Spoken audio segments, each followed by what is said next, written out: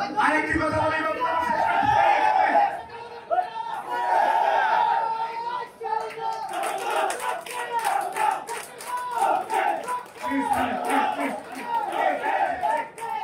যুগে যুগে এই জামায়াত ইসলামী মানুষের সেন্টিমেন্টের বিরুদ্ধে গেছিল, তারা আজকে আরেকবার পিছনের দরজা দিয়ে ক্ষমতায় যাওয়ার জন্য সেনাবাহিনীকে নিয়ে কালিমাযুক্ত কথাবার্তা বলতেছে।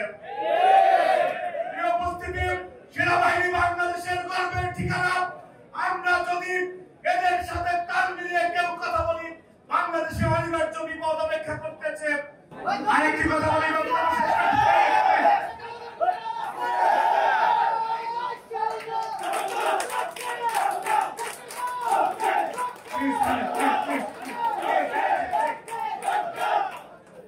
একটা ইন্দ্র প্রোগ্রামে 2017 সালের 1 জানুয়ারি বাংলাদেশের আপসীন দেশনেত্রী বেগম খালেদা জিয়া বলেছিলেন, এই উত্তর উত্তর দক্ষিণ দক্ষিণ এইসব স্লোগান দেওয়া যাবে না।